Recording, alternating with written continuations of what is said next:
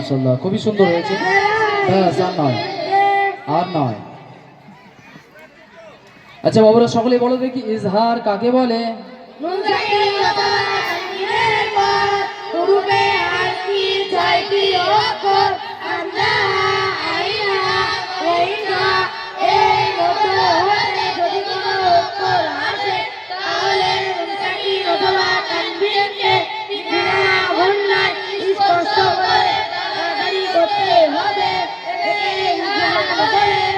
মাশাআল্লাহ, খুবই সুন্দরভাবে একটি গুরুত্বপূর্ণ কায়দা আমাদের সম্মুখে আলোচনা করলো।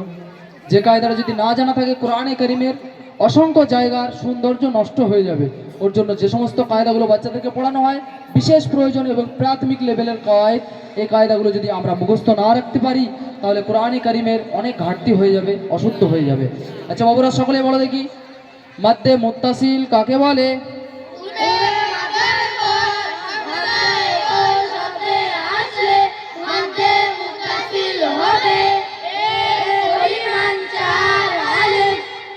মাশাআল্লাহ, যে সমস্ত বাচ্চারা মঞ্চে দাঁড়িয়ে রয়েছে, আপনারা দেখছেন এরা কোন বয়সের ছেলে, এদের বয়সটা কি এবং এদের এই সময়ের কাজটা কি আপনারা সকলেই জানেন। এখন আমাদের দূষিত সমাজে আমাদের জোয়ান যুবকেরা যারা উঠতি বয়স 12-13 বছর বয়স, তারা ফ্রি ফায়ার নিয়ে ডুবে থাকে। থাকে কি থাকে না? এখানে মনে হয় ওই জিনিস কেউ চেনে না, ফ্রি ফায়ার মনে হয় কেউ চেনে না এখানে। তো যাই হোক, যে সমস্ত বাচ্চারা দাঁড়িয়ে রয়েছে মঞ্চে, এরা ঠিক এই সময়টায় কোন জায়গায় থাকে আপনারা জানেন? রাস্তার ধারে, পুকুর ধারে, কোথায় ব্রিজের উপরে, টাওয়ারের নিচে, এখানে ওখানে বসে শুধু মার মার মার, এই ধর ধর মার মার, এই চলছে তাদের।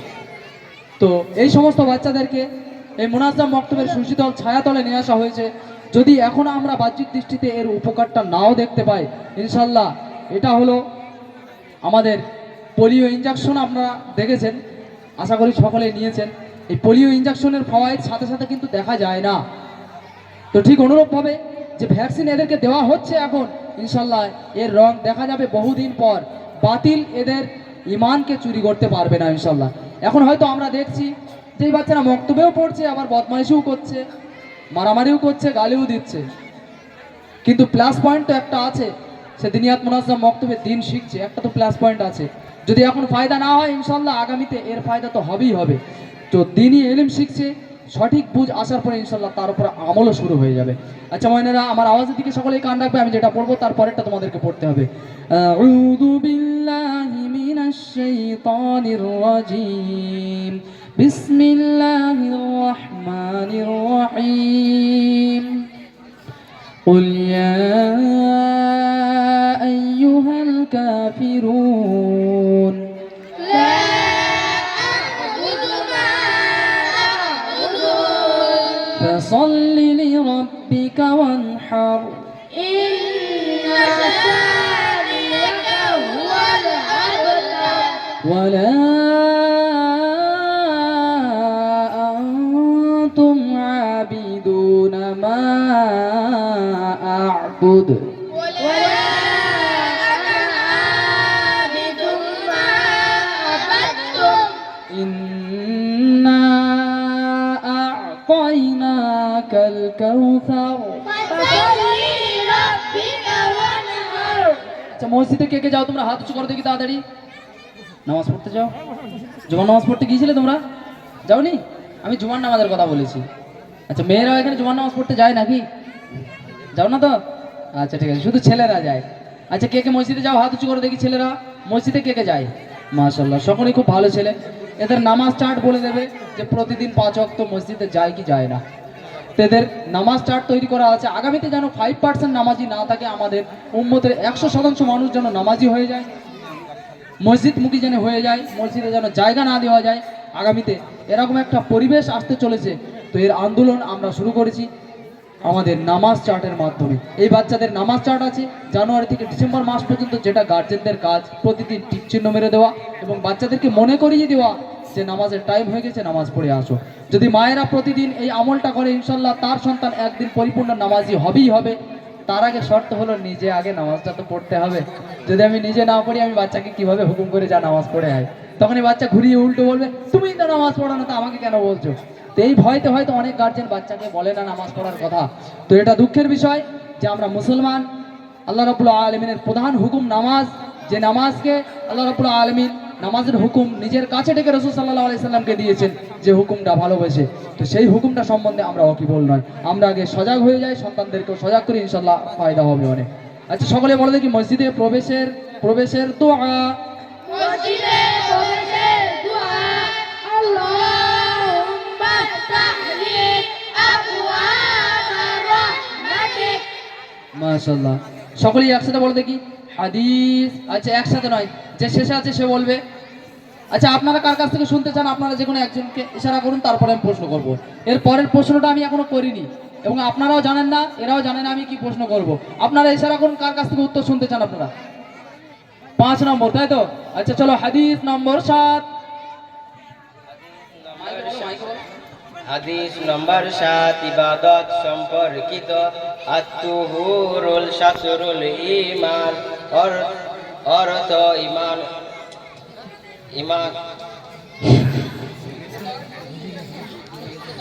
পবিত্রতা ঈমানের অর্ধেক। মাশাআল্লাহ। আচ্ছা প্রশ্নটা কে করতে বললে জানো? এই হলুদ জ্যাকেট, তাই না? নাকি লাল জ্যাকেট? মনে হচ্ছে শত্রুতা আছে, ওর জন্য ভেবেছে স্টেজে তোকে আজকে জব্দ করব, ওর জন্য ওর নামটা করেছে। হয়তো মারামারি হয়েছে কোনোদিন? হ্যাঁ ঝামেলা হয়েছে নিশ্চয়। তো আমি নিশ্চয়ই ঠিক ধরেছি একদম। তো ঝামেলা হয়েছে, ওর জন্য প্রতিশোধ নিচ্ছে আজকে মঞ্চে। তো যাই হোক, প্রতিশোধ নিয়েছেন আলহামদুলিল্লাহ, ভালো জায়গায় প্রতিশোধটা নিয়েছেন। আল্লাহ রাব্বুল আলামিন আপনাদেরকে কবুল করুন। আচ্ছা এবার সকলেই বলে দেখি হাদিস নম্বর 8। হাদিস নম্বর 8, লেনদেন সম্পর্কিত।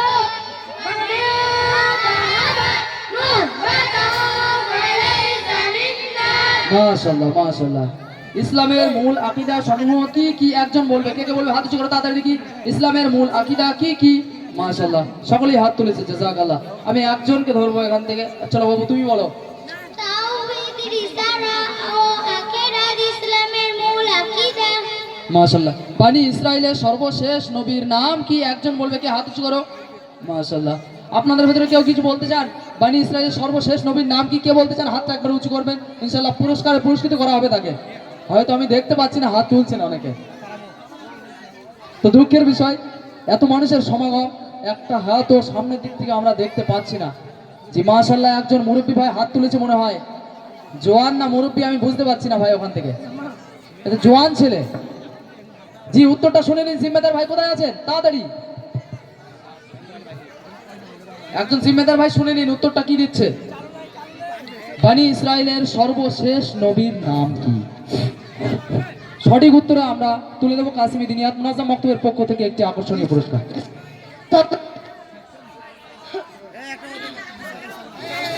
সুলাইমান, ঈসা আলাইহিস সালাম বলতে। আচ্ছা ঈসা আলাইহিস সালাম বলেছেন, তাই তো? উত্তরটা সঠিক না ভুল আমরা জেনে নেব চুন শহর দিনিয়াত মুনাজ্জাম মক্তবের ছাত্রছাত্রীদের কাছ থেকে। একজন উত্তরটা দিয়ে দেবে। মাইকটা এঁকে দাও বাবু, তুমি বলো। বানি ইসরাইলের সর্বশেষ নবীর নাম কি? ইসরাইলের সর্বশেষ নবীর নাম হযরত ঈসা আলাইহিস সালাম। জাযাকাল্লাহ। মাশাআল্লাহ, আমাদের মাঝে এমনও ব্যক্তি উপস্থিত আছেন যাদের আলহামদুলিল্লাহ জানা আছে, জ্ঞান আছে তাদের।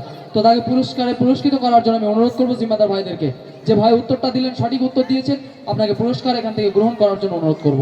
আচ্ছা বাবুরা এবার বলতে থাকে সপ্তাহের নাম সমূহ। বুধবার আরবি কি? ইয়াউমুল আরবিয়া। মঙ্গলবার, ইয়াউমুল ইসনাইন। বৃহস্পতিবার। ইয়াউমুল খামিস।